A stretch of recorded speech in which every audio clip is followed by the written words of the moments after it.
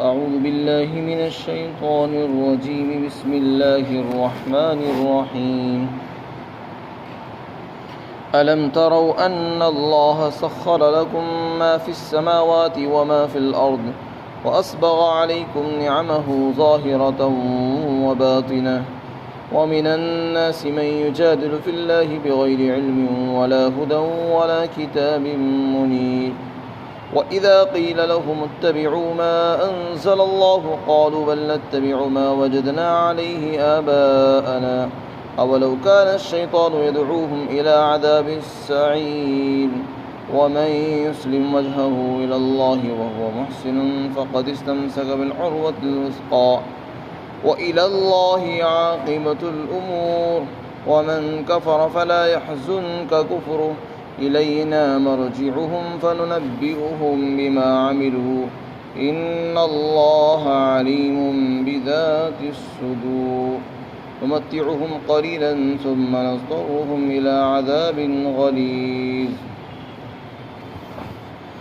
کیا تم نے نہیں دیکھا کہ اللہ تعالیٰ نے یقیناً تمہارے لیے تابع بنا دیا ہے، مسخر کر دیا ہے ان تمام چیزوں کو جو آسمانوں میں ہے، اور ان تمام چیزوں کو بھی تمہارے تابع بنا دیا ہے جو زمین کے اندر موجود ہیں، اور اس نے اپنی تمام ظاہری اور باطنی نعمتوں کو تمہارے اوپر انڈیل دیا ہے.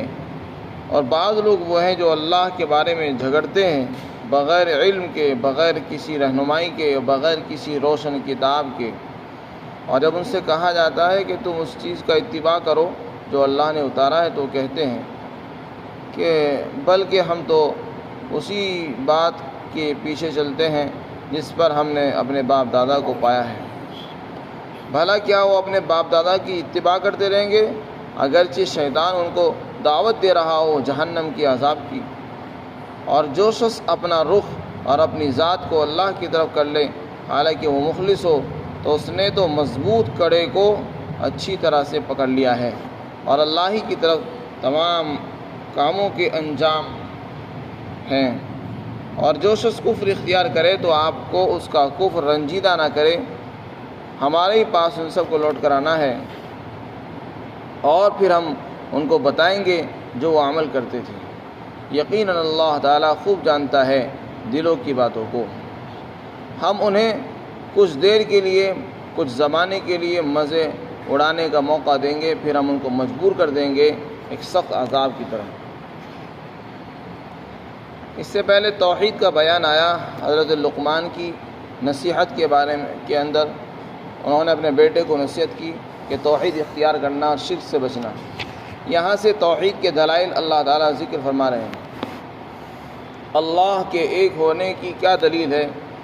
اللہ تعالیٰ نے اس کی طرف اشارہ فرمایا اور یہ بتایا کہ دیکھو آسمان اور زمین اور ان کے اندر پائی جانے والی بہت سی چیزیں، یہ سب کائنات اللہ کے ایک ہونے کی نشاندہی کرتی ہیں.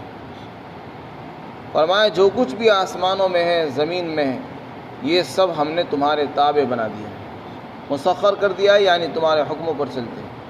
بہت سی چیزیں تو وہ ہے جو انسان کا کہنا مانتی ہیں، جانور کہنا مانتے ہیں، انسان بھی کہنا مانتے ہیں، انسان کا کہنا مانتے ہیں.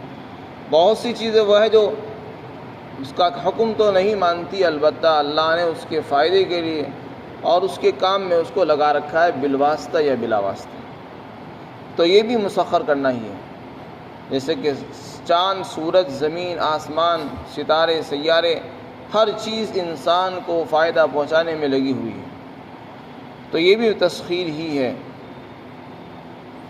پھر آگے فرمایا اللہ نے تم پر اپنی ساری نعمتیں انڈیل دی ہیں، ظاہری بھی باطنی بھی، اور بھرپور مقدار میں عطا فرمائی ہیں. انسان اگر غور کرے تو اس کو اندازہ ہوگا کہ اللہ کی کتنی نعمتیں اس کے اوپر ہیں. اس لیے فرمایا وَإِن تَعُدُّوا نِعْمَةَ اللَّهِ لَا تُحْصُوهَا، اگر تم اللہ کی نعمتوں کو گننا بھی چاہو گے نہیں گن سکتے. اس قدر بے شمار بے حساب نعمتیں اللہ کی ہم پر ہیں. سب سے بڑی نعمت تو یہ ہے کہ اللہ نے ہمیں وجود دیا، پھر ایمان دیا. ایمان وہ نعمت ہے جس نعمت کے بدلے میں آخرت کی ساری نعمتیں ملیں گی. اس ایک نعمت پر آخرت کی ساری نعمتوں کا ملنے کا مدار ہے. اگر ایک نعمت ایمان والی نہ ہو تو آخرت کی کوئی نعمت انسان کو نہیں مل سکتی۔ تو یہ ایمان کی نعمت بہت بڑی نعمت ہے۔ پھر اللہ نے ہمیں اولاد عطا فرمائی، نسل دی، خاندان دیا، ہاتھ پیر دیے، اور خاص طور سے اللہ نے 5 صلاحیتیں ہر انسان کے اندر رکھی ہے۔ قوتیں، جن کو حواس سے خمسہ کہتے ہیں۔ انسان کے اندر دیکھنے کی صلاحیت ہے کہ وہ دیکھ لیتا ہے چیزوں کو، اپنے کانٹے کو، پتھر کو اور راستے کے خطرات کو بھی دیکھ لیتا ہے، اور اس کو نقصان پہنچانے والی چیزوں کا بھی مشاہدہ کر دیتا ہے۔ تو اللہ نے اس کو دیکھنے کی صلاحیت یعنی آنکھیں دی ہیں۔ اسی طرح سننے کی صلاحیت اللہ نے اس کو دی ہے۔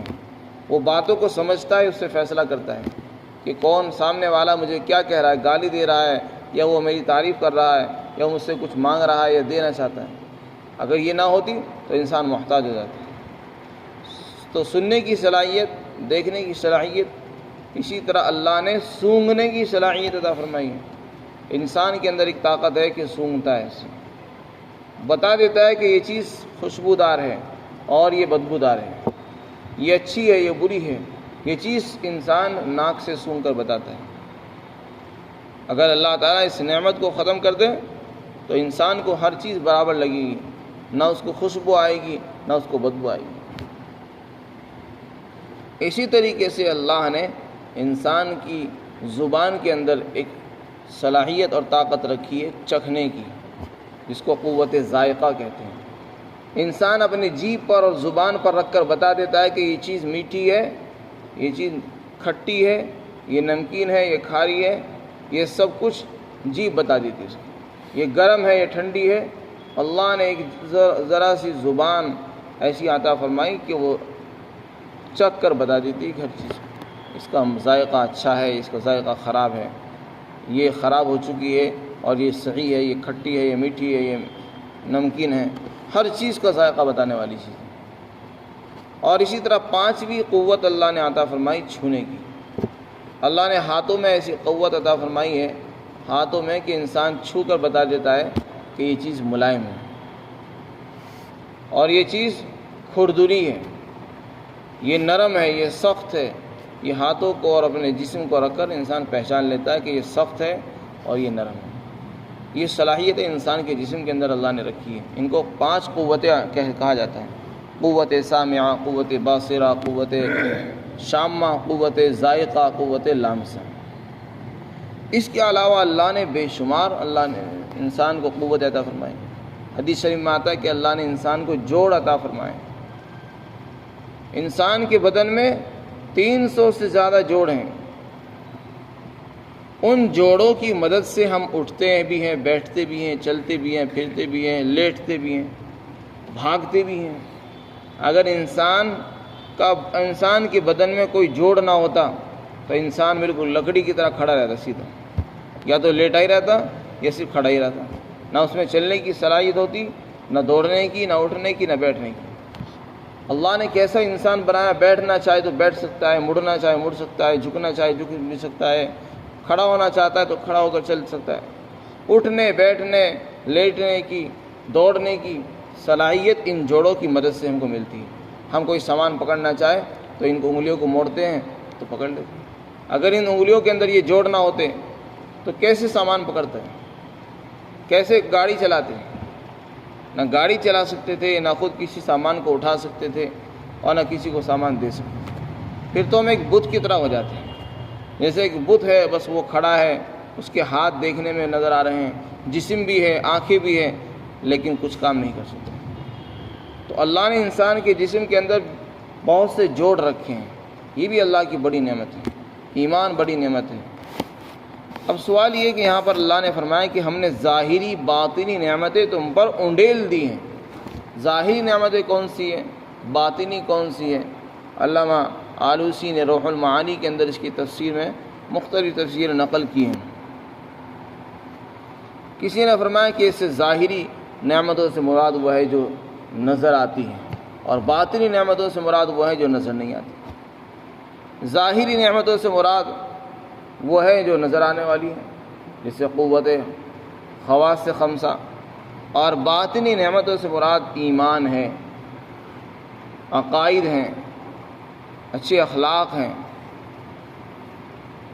خلاصہ یہ کہ اللہ نے انسان کو بہت سی نعمتوں سے نوازا، پھر ان ساری نعمتوں کو بتانے کے بعد فرمایا کہ دیکھو جس ذات نے سب کچھ دیا ہو، جس نے زمین اور آسمان کی ہر چیز کو تمہارے حکموں کے تابع کر دیا ہو، تمہارے کام میں لگا رکھا ہو، تمہاری خدمت میں لگا رکھا ہو، تو ان ساری چیزوں کا تقاضا یہ اس ذات کا کچھ حق ادا کیجیے، اس ذات کے آگے جھکنا چاہیے۔ وہ کتنی بڑی ذات ہے، کتنی خیر خواہ ہے ہماری، کتنی ہمدرد ہے کہ اس نے ہماری خدمت کے لیے سارے زمین اور آسمان کو لگا رکھا ہے۔ لیکن آدمی سوچتا نہیں سورج کیوں نکل رہا ہے، اللہ کو کیا ضرورت ہے سورج کی، دھوپ کی کیا ضرورت ہے، سردی کی کیا ضرورت ہے، اور پھل جو آ رہے ہیں بے شمار، آم آ رہے ہیں بے شمار، ہزاروں قسم کے پھل ہیں، کس کے لیے اللہ نے اتارے ہیں، کس کے لیے اگائے ہیں؟ انسانوں کے لیے۔ تو جس ذات نے یہ ساری چیزیں ہماری خدمت میں لگائی ہیں، ان کا تقاضا یہ ہے کہ ہم اس ذات کو پہچان کر اس کی عبادت کریں اور اس کا شکریہ ادا کریں۔ اور اس میں یہ بھی معلوم ہوتا ہے کہ یہ صلاحیت، یہ طاقت صرف اللہ کے پاس ہے، کسی اور کے پاس نہیں ہے۔ اگر ایسی ہوتی تو کوئی لا کر دکھائے۔ جیسے آم اللہ نے زمین سے اگائے ہیں، درختوں پر اگائے ہیں، کوئی ایک انسان کیا سارے انسان مل کر ایک آم پیدا کرنا چاہیں گے، پیدا نہیں کر سکتے۔ جیسا ذائقہ اللہ نے اس کے اندر رکھ دیا ہے، جو مٹھاس رکھ دی ہے، کوئی انسان بھی نہیں کر سکتا۔ نہ اس میں چینی ڈالنے کی ضرورت ہوئی، خود ہی مٹھاس آ گئی اس میں، اور خود ہی اس میں مٹھاس رس بھی آ گیا، اس کے اندر ذائقہ بھی اللہ نے پیدا کر دیا ہے، لذت بھی پیدا کر دی ہے، اور پھر انسان کو قوت اور انرجی بھی اللہ تعالیٰ عطا فرماتا ہے۔ تو ان ساری نعمتوں کا تقاضا ہے کہ اللہ کو پہچانو۔ پھر آگے فرمایا کہ کچھ لوگ ایسے ہیں جو اتنے بڑے ناشکرے ہیں، اللہ کی نعمتوں کو کھاتے ہیں، اللہ کی نعمتوں کو برتتے ہیں، پھر بھی اللہ کو نہیں مانتے، اور بلکہ اللہ کے بارے میں جھگڑتے ہیں۔ جب ان سے کہا جائے کہ اللہ کو مانو تو جھگڑنا شروع کر دیتے ہیں، حجت بازی کرتے ہیں، بحث کرتے ہیں، حالانکہ ان کے پاس کوئی علم نہیں ہے، کوئی رہنمائی نہیں ہے، کوئی روشن کتاب نہیں ہے جس کی بنیاد پر وہ کہہ سکیں، بلا وجہ جھگڑتے ہیں۔ اور جب ان سے کہا جائے کہ دیکھو یہ غلط طریقہ ہے، بت پرستی چھوڑو اور اللہ نے قرآن میں جو حکم اتارا ہے اس پر چلو، تو کہتے نہیں، ہم نے اپنے باپ دادا کو جس طرح پایا ہے، جس دین پر، جس طریقے پر پایا، ہم تو اپنے باپ دادا کے طریقے پر ہیں اور اسی پر چلیں گے۔ تم لوگ آج ہمیں طریقہ بتانے آئے ہو، ہم تو ہزاروں سال سے ایک طریقے پر چلے آ رہے ہیں۔ اگر یہ غلط ہوتا تو ہمارے باپ دادا، بڑے ہمارے بزرگ گئے ہیں، وہ اس کو کیوں اپناتے؟ تو اس کو کہتے اندھی تقلید۔ باپ دادا کو جس انسان جس راستے پر دیکھتا ہے اسی پر چل پڑتا ہے۔ حدیث شریف میں آتا ہے ویسے تو ہر انسان، ہر بچہ اسلامی فطرت پر پیدا ہوتا ہے، لیکن ماں باپ اس کو یا تو یہودی بنا دیتے ہیں، یا عیسائی بنا دیتے ہیں، یا مجوسی بنا دیتے ہیں۔ کیا مطلب؟ یعنی بچہ تو شروع سے مسلمان ہی ہوتا ہے، اسلامی فطرت اس کے اندر ہوتی ہے، حق کو قبول کرنے کی صلاحیت ہوتی ہے، لیکن چونکہ ماں باپ کے ساتھ اس کے سامنے مجبور ہے وہ، تو جیسے ماں باپ کے خیالات عقائد ہوتے ہیں، بچہ بھی ایسا ہی بن جاتا ہے ماحول کے اثر کی وجہ سے۔ اگر ماں باپ یہودی ہیں، بچہ یہودی بن جائے گا، ماں باپ عیسائی ہیں، اس بچہ بھی عیسائی بن جائے گا۔ تو اگر بچے نے یہ دیکھا کہ میرے ماں باپ یہودی ہیں اور وہ یہودی دین پر ہیں، اور وہ یہ کہنے لگا کہ یہی سچا دین ہے، تو یہ اس کی اندھی تقلید کہلائے گی۔ اس سے اللہ تعالیٰ دعوت دینا چاہتے ہیں کہ اپنے بڑوں کو کسی طریقے پر دیکھ کر آنکھ بند کر کے اسی کو صحیح سمجھ لینا یہ کافی نہیں ہے۔ انسان کو حق کی تلاش میں لگے رہنا چاہیے۔ کیا پتہ تمہارے بڑے صحیح راستے پر ہیں یا غلط راستے پر ہیں، کیا پتہ وہ جنت کے راستے پر چل رہے ہیں یا جہنم والے راستے پر چل رہے ہیں، اس کی کیا دلیل ہے تمہارے پاس؟ وہ ایک بات الگ چیز ہے، یہ محبت الگ چیز ہے کہ ہر انسان کو اپنے ماں باپ سے، اپنے بڑوں سے، اپنے خاندان کے لوگوں سے محبت، عقیدت ہوتی ہے۔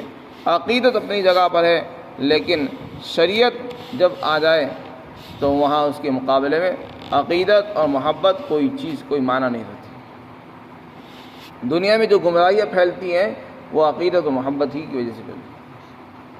اللہ کے رسول نے دعوت دی کہ لوگوں اللہ کو مانو، لیکن ان کو عقیدت محبت ہو گئی تھی اپنے بتوں سے، اپنے بڑوں سے، ان کا طریقہ چھوڑنا ان کے لیے مشکل ہو رہا تھا۔ تو ہر زمانے کے اندر جو بگاڑ ہوتا ہے وہ عقیدتوں میں، محبتوں میں غلو کرنے کی وجہ سے ہے۔ محبت اچھی چیزیں ہونی بھی چاہیے، لیکن اگر محبت شریعت کے لیے آڑ بن جائے، شریعت کے لیے رکاوٹ بنے، تو پھر ایسی محبت مقبول نہیں ہے، نہ بلکہ وہ مردود ہے۔ اس لیے قرآن میں فرمایا کہ یہ لوگ جو کہہ رہے ہیں کہ ہم تو اپنے بڑوں کے طریقے پر چلیں گے، فرمایا چاہے بڑوں کو شیطان گمراہی کی طرف لے جا رہا ہو تب بھی بڑوں کی بات مانیں گے۔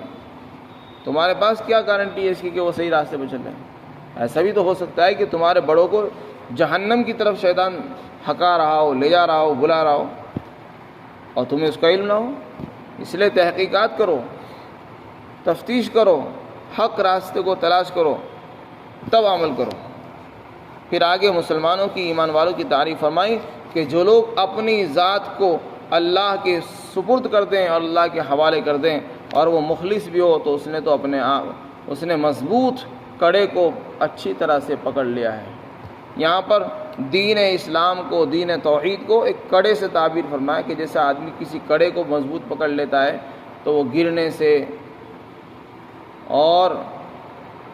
سے محفوظ ہو جاتا ہے۔ پکڑ کر مضبوط کھڑا ہو جائے تو وہ نہ تو آندھی اس کو گرا سکتی ہے، نہ کوئی چیز اس کو گرا سکتی ہے، پکڑ کر رہتا ہے تو وہ کھڑا رہتا ہے۔ دین اسلام بھی ایسا ہی کڑا ہے کہ جس نے اس کو تھام لیا بس وہ تباہی سے محفوظ ہو گیا، آخرت کی عذاب سے محفوظ ہو گیا، دنیا کی تکلیفوں سے بچ گیا۔ وہ دین اسلام کو ایک کڑے سے تعبیر فرمایا کہ جیسے انسان گھروں کے اندر، بازاروں میں یا بسوں کے اندر کسی کڑے کو مضبوط پکڑ لیتا ہے تو وہ گرنے سے، ڈولنے سے محفوظ ہو جاتا ہے، اسلام کو اپنانے سے بھی ایسا ہی محفوظ ہو جاتا ہے۔ آگے فرمایا انجام تو اللہ ہی کے پاس ہے، ہر چیز کا انجام اللہ ہی کی طرف ہے، یعنی سب کو اللہ کے پاس جانا ہوگا، ہر ایک کو اس کی جزا اور سزا اس کے اعمال کے مطابق عطا فرمائے گا۔ پھر آگے اللہ تعالیٰ نے آپ کو تسلی دی، فرمایا کہ اگر کوئی آدمی آپ کو نہ مانے، کفر اختیار کرتا رہے، تو آپ کو اس کا کفر رنجیدہ نہیں کرنا چاہیے، آپ کو تو اپنے کام میں لگے رہنا چاہیے۔ کسی کے کافر بنا رہنے سے آپ رنجیدہ نہ ہوں، کیونکہ سب کو ہمارے پاس لوٹ کرانا ہے۔ ہم بتائیں گے پھر ان کو تم کیا کرتے تھے، تم سیدھے راستے پر تھے، گمراہی پر تھے، یہ ہم ان کو خود بتائیں گے۔ اللہ تعالیٰ دلوں کے حال کو خوب جانتا ہے۔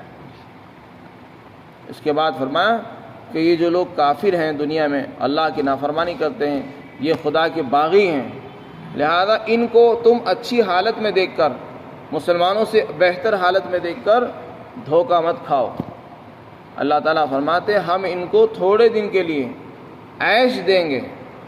چنانچہ جتنے بھی کافر آپ دیکھ رہے ہیں مسلمانوں سے زیادہ عیش کر رہے ہیں، اچھا کھا رہے ہیں، اچھا پہن رہے ہیں، اچھی گاڑیوں میں گھوم رہے ہیں، اور مسلمان ان کو للچائی ہوئی نظروں سے دیکھتا ہے، ایسا سمجھ لیتا ہے کہ شاید یہ کامیاب ہے ہم سے۔ لیکن اللہ تعالیٰ کیا فرماتے ہیں، یہ تھوڑے دن کی زندگی ہے، اس میں ہم انہیں عیش دیں گے کہ کر لو جتنا مزے کرنے بس کر لو، اور پھر اس کے بعد جب موت آئے گی پھر ہم ان کو مجبوراً عذاب کی طرف کو لے جائیں گے، اور اس کے بعد پھر ان کو یہ جو دنیا کی زندگی ہے یہ بالکل تھوڑی سی معلوم ہوگی۔ اس لیے ان کو دیکھ کر دھوکہ نہیں کھانا چاہیے۔ اگر اللہ نے ہمیں ایمان دیا ہے، ہمارے پاس وہ دولت ہے جو ان کے پاس نہیں ہے۔ اللہ تعالی ہم سب کو یقین عطا فرمائے اور دین اسلام پر چلنے کی توفیق عطا فرمائے۔